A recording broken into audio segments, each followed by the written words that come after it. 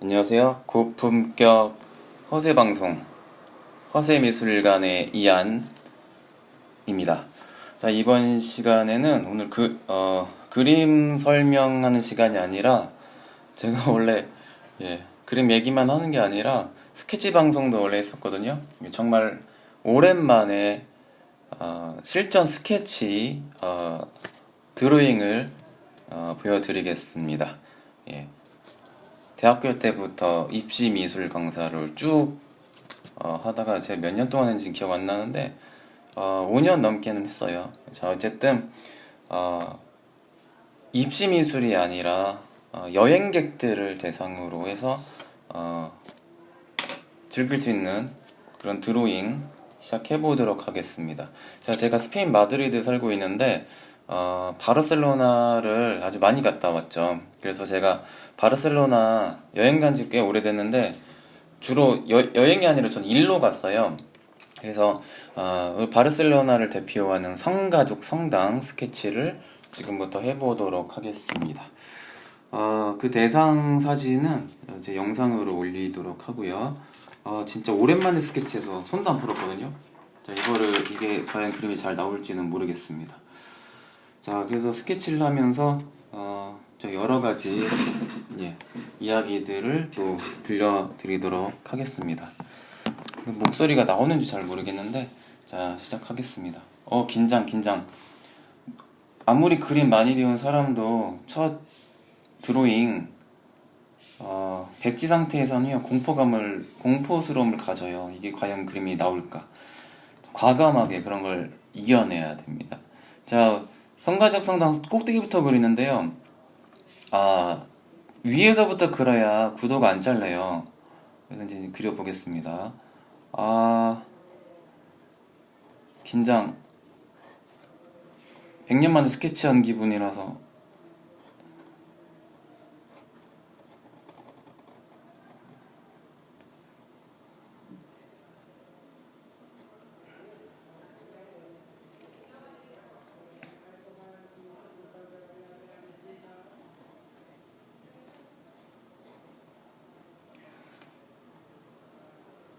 그리면서 우리 가우디랑 이 성가적 성당에 대한 이야기를 해보겠습니다.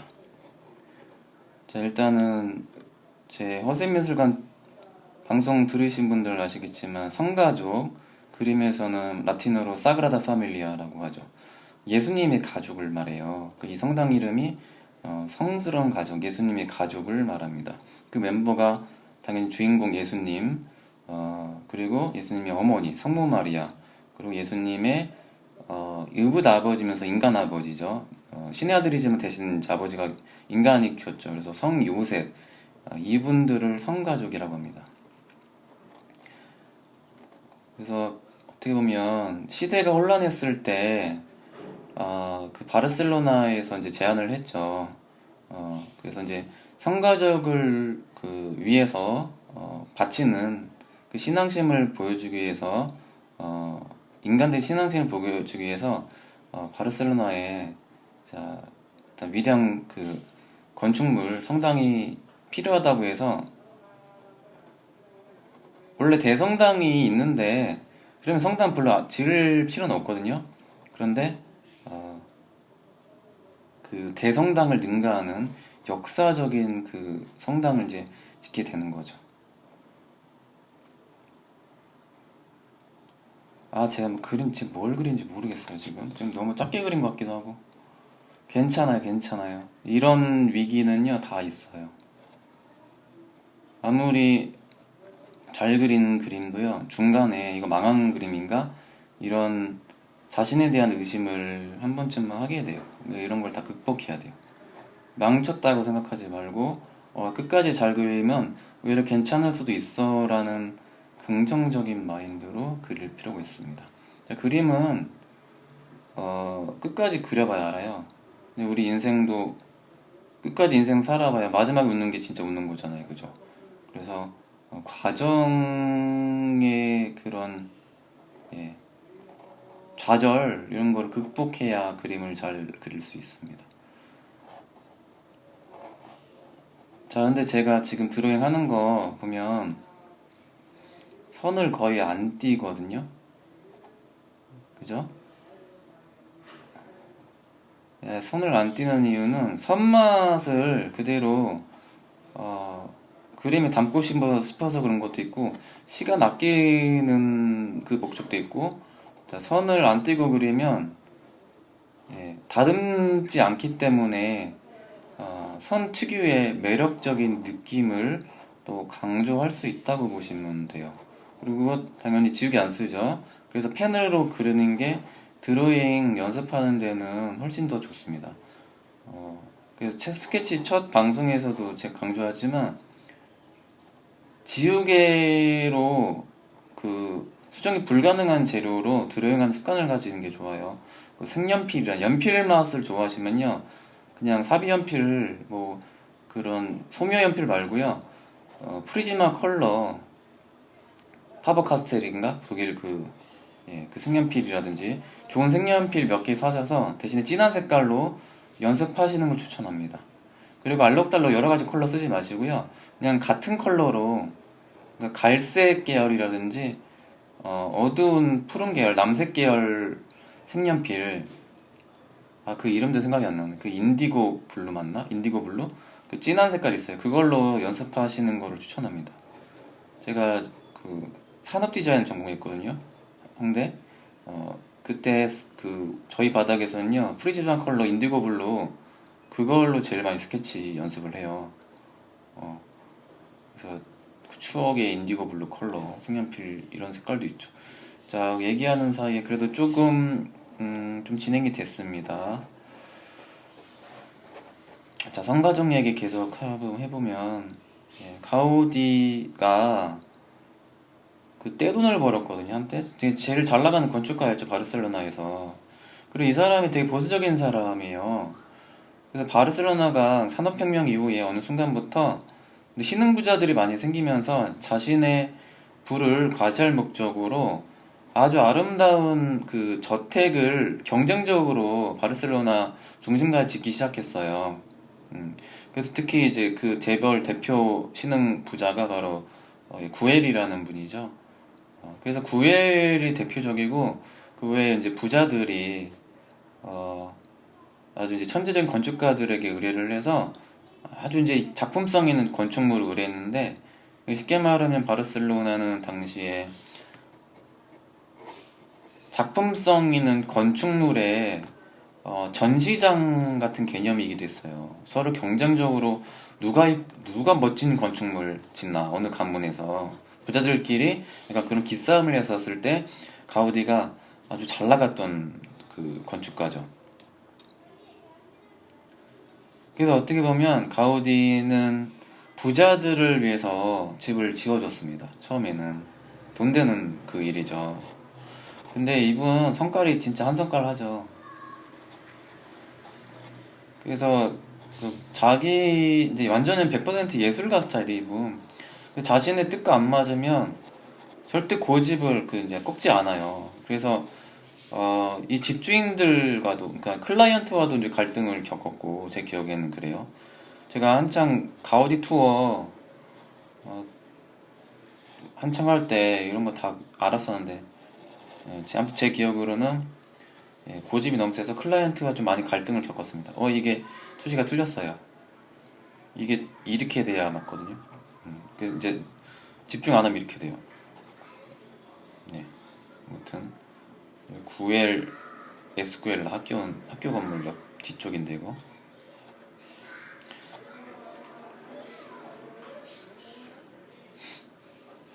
무슨 얘기하다 말았죠? 어쨌든 부자들을 위해서 건축을 했거든요. 특히 구엘 저택, 구엘 궁전이라고 하죠. 팔라시오 구엘. 그 건물 지을 때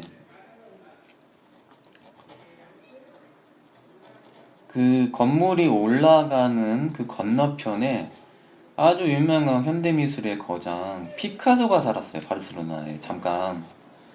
그래서 우리 피카소 하면 대표적인 좌파 사회주의 공산주의자거든요. 성향이 그래, 공산주의자예요, 피카소가. 근데 우리 이제 가우디는 자본주의자죠. 부자들을 위해서만 이제 건축물 했다고 하니까 어, 그래서 이제 위에 올라가는 건축물도 딱 보고 피카소가 저 새끼는 부자들을 위해서만 맨날 건물 짓네. 그래서 그 피카소가 가우디 디스를 하는 스케치가 있거든요.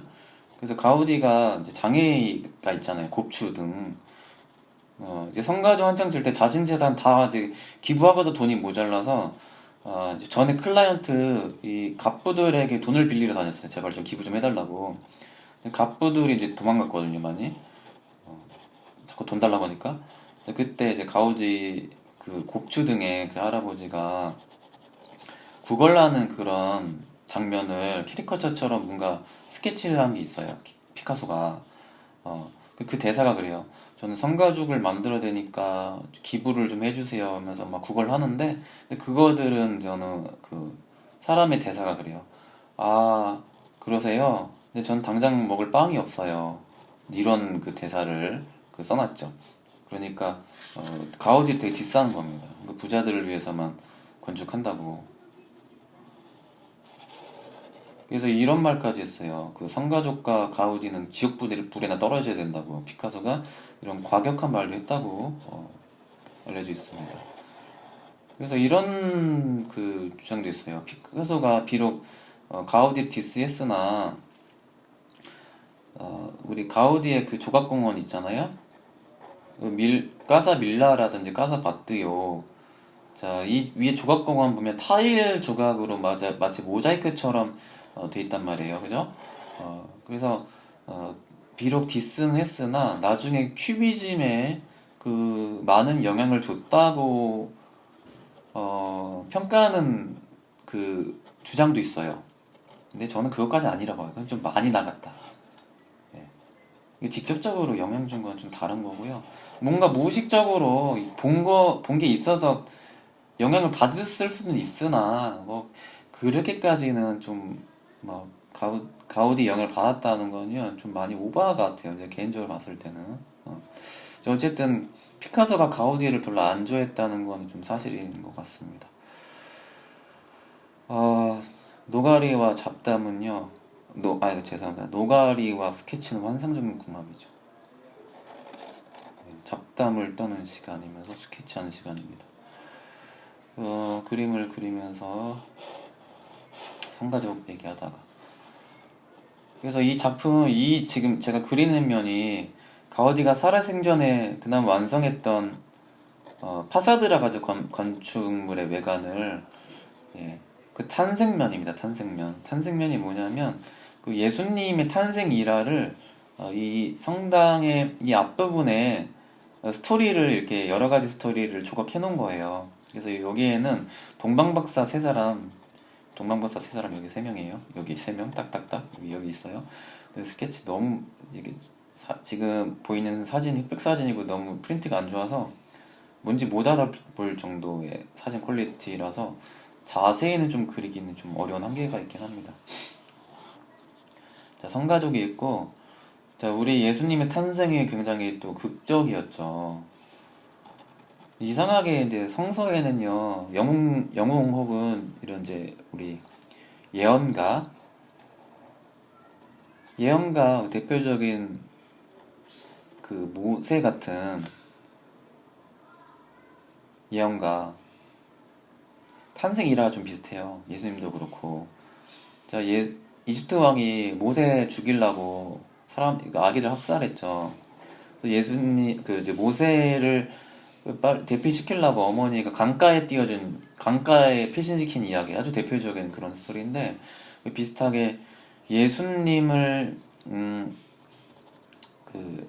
예수님 탄생 일화가 좀 비슷해요. 얼마 전에 그 사바나 맞나? 이정재 씨가 주연으로 나왔던 그 종교 영화 있었죠? 이정재가 말했던 그 명대사가 있었어요.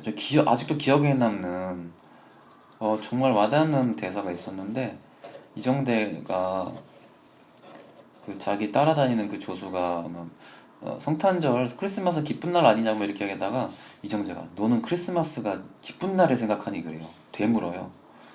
근데 이정재가 이거 되게 슬픈 날이라고 하는데 그게 왜 그런지 말씀드릴게요. 여기 탄생면에 일화가 나오거든요.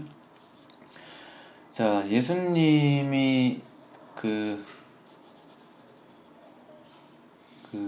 태어난 그 지방 옛날에 로마 식민지였죠. 그때 이제 식민지에 그 유다의 왕이 헤로다 왕이죠. 헤로다 왕. 예루살렘. 예. 그래서 예루살렘 헤로다 왕이 예언에 따르면 몇 월 며칠일 날 태어난 아이가 있는데 왕이 될 운명이다. 그러면 자신의 왕권을 위협하잖아요. 그죠? 예. 그래서 그 아이를 찾아내려고 유아 학살 명령을 내려요. 예. 그래서 그 힌트를 준 게 동방박사 세 사람 중에 세 사람이거든요. 그 별자리 그 예언을 보고 그 중요한 왕이 태어날 중요한 인물이 이제 탄생한다고 해서 온 거죠. 그래서 그 얘기를 듣고 와 큰일 났다 위기다 생각하고 아이를 빨리 찾아내려고 죽이려고 3살 미만 갓난 아이를 학살합니다. 자, 성서 내용이 진짜 사실이라면 그 역사적인 일화의 완전한 팩트 그대로라면요 정말 잔인하죠. 예. 그 아이 하나 찾아내려고 다 죽인다는 거 그죠? 헤로다 왕 나빴어요, 그죠? 자, 그래서 예수님 탄생 일화에는요 그 많은 수많은 그 지역의 아이들의 희생이 있었다. 갓난아기, 무고한 아이들. 그래서 카톨릭에서는 카톨릭을 위해서 숭고한 죽음을 맞이한 그 사람들을 세인트라고 하죠. 영어로는 라틴어로 산이 붙어요. 산 누구누구. 예. 산 베드로 같은 뭐 그죠? 예수님 사도들, 산 안드레아 뭐 이런 거 그죠? 그래서 예수님 탄생 때 학살당했던 그 아기들도 성인의 반열에 올라갔습니다. 근데 이게 좀 보통은 세인트 산이요 한 명이잖아 이름 붙고 근데 그 단체로 딱 묶어서요 무고한 아이들이라고 딱 묶어서 성인의 반열을 올려놨어요. 가톨릭의 문화가 그렇습니다. 세인트가 붙어요. 그래서 탄생면 예수님의 탄생이라 여기 그 동방박사 세 사람이 있고요. 그리고 예수님이 어릴 때 목동이죠. 목수 그 아버지에게 이런 뭐 가르침 받는 장면. 그리고 예수님이 그 박사들과 토론한 장면. 그리고 여기 사이플러스 나무가 있거든요. 여기 요 나무예요. 비둘기가 있고. 이 사이플러스 나무 직접 보시면요 유치하게 좀 알록달 초록 색깔이거든요. 이게 가우디가 좀 동화적인 감성이 있는데 좀 약간 유치한 걸 좀 좋아하긴 합니다. 여기 사이플러스 나무 그래서 약간 부활을 상징해요.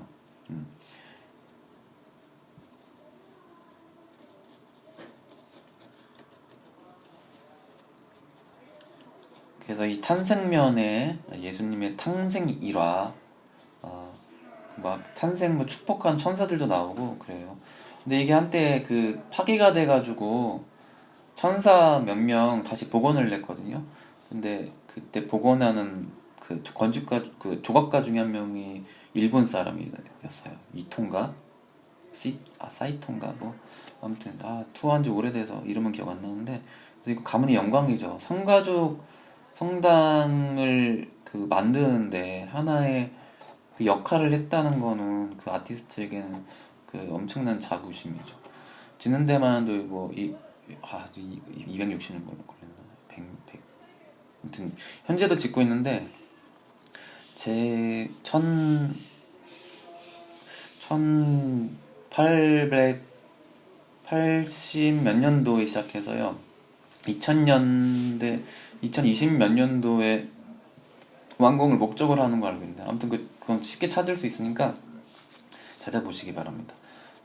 투어 이거 다 옛날엔 다 저절로 자동으로 이런 연도가 다 나는데 투어한 지 오래돼서 그거 다 까먹었어요.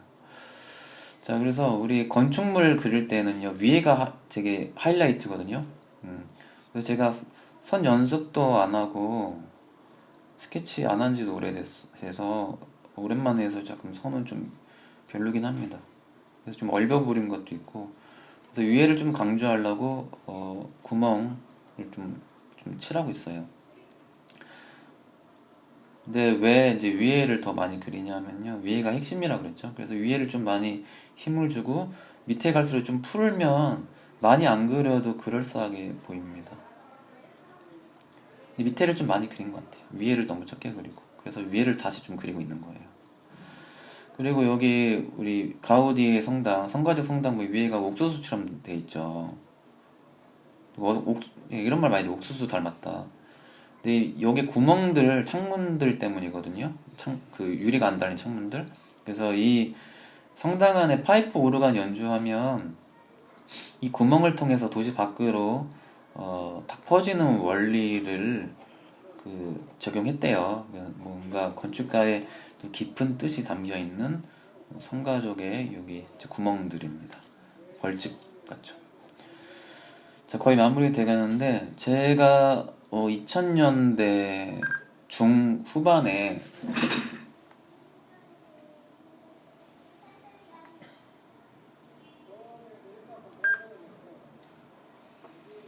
2000년대 중후반에 제가 처음으로 이 건물을 봤어요.